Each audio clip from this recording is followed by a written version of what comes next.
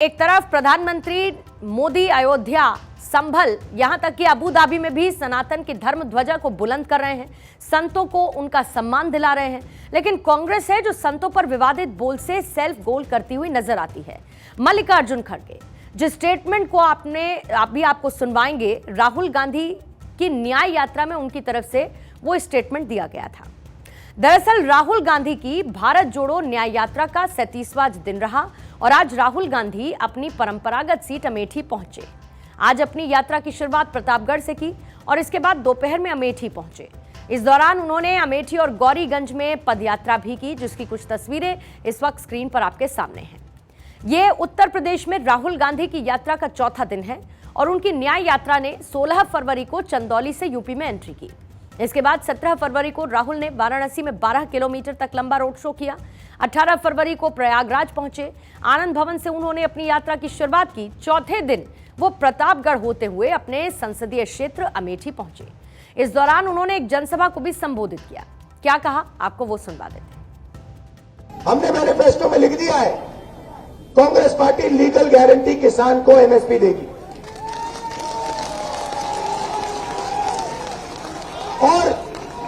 और एक्सरे करेगी। भैया बात समझ लो, एक्सरे होगा, जाति जनगणना होगा, सबको पता लग जाएगा इसमें पिछड़े कितने, दलित कितने, आदिवासी कितने, गरीब जनरल कास्ट के कितने।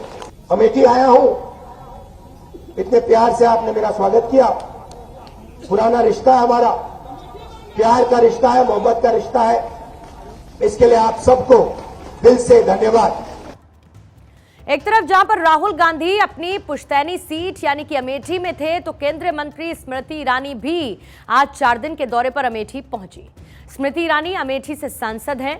2019 के लोकसभा चुनाव में उन्होंने राहुल गांधी को उनकी इसी पुश्तैनी सीट पर हरा दिया था और स्मृति ईरानी राहुल गांधी और अमेठी की उनकी सीट को लेकर सोचती क्या है, इसका जिक्र अलग अलग मंचों से वो कर चुकी हैं।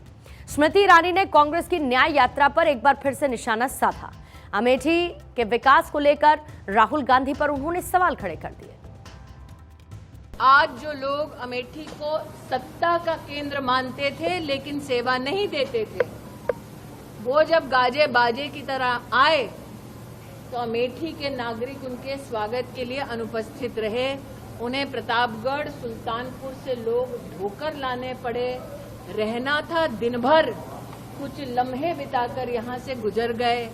इतनी तो क्या बेरुखी अमेठी से, लेकिन निश्चित रूप से लोग ये भी नहीं भूले कि जब इसी व्यक्ति ने वायनाड में उत्तर भारत और विशेषतः अमेठी के बारे में बात कही कि यहाँ के लोगों की समझ ठीक नहीं है, तब से लेकर अब तक अमेठी आक्रोशित है।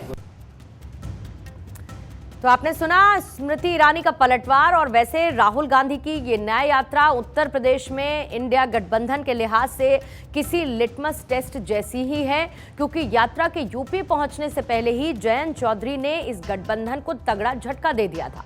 लेकिन अब अखिलेश यादव की तरफ से जो संकेत मिल रहे हैं वो गठबंधन के लिहाज से अच्छे तो बिल्कुल भी नहीं है, क्योंकि तय कार्यक्रम के मुताबिक आज राहुल गांधी की न्याय यात्रा में अखिलेश यादव को भी शामिल होना था और माना यह जा रहा था कि बिहार में तेजस्वी की तरह जब अमेठी में अखिलेश यादव राहुल गांधी के साथ एक कार पर सवार दिखेंगे तो इसका गठबंधन के पक्ष में अच्छा संदेश जाएगा।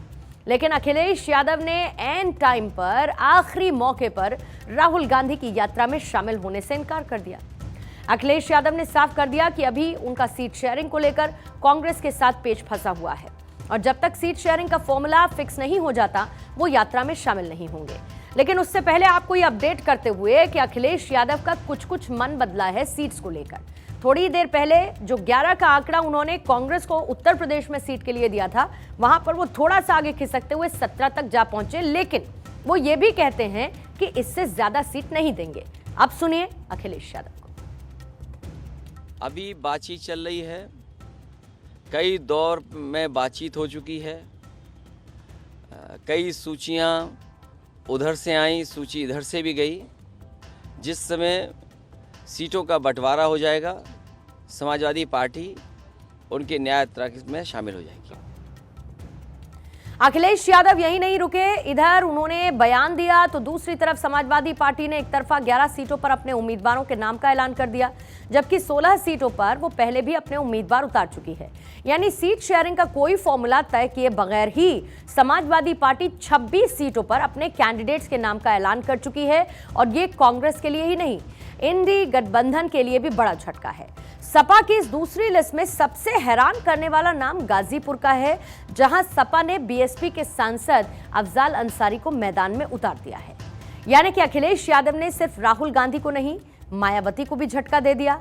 और इसीलिए मायावती ने भी साफ कर दिया कि बीएसपी अकेले ही लोकसभा का चुनाव लड़ेगी और किसी भी कीमत पर विपक्ष के इंडिया गठबंधन का हिस्सा नहीं बनेगी। दरअसल विपक्ष के कई नेता इस बात की कोशिश में हैं कि बीएसपी भी इस गठबंधन का हिस्सा बन जाए, ताकि यूपी में मजबूत गठबंधन के साथ बीजेपी को टक्कर दी जा सके।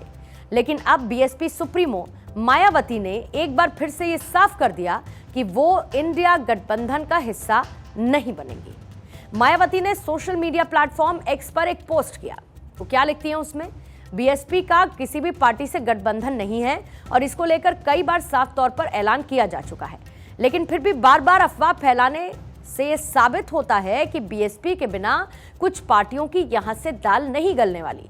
वो आगे लिखती हैं कि बीएसपी अपने बलबूते पर लोकसभा का चुनाव लड़ेगी और पार्टी का ये फैसला अटल है। ये उनका ट्वीट इस वक्त आपके सामने है। यानी कि इंडिया गठबंधन के सामने उत्तर प्रदेश में कहीं ना कहीं एक डबल चैलेंज है, दोहरी चुनौती है। एक तरफ जयंत चौधरी पहले ही गठबंधन को अलविदा कह चुके हैं, बीजेपी का दामन थाम चुके हैं, कमल के साथ खिले खिले नजर आते हैं।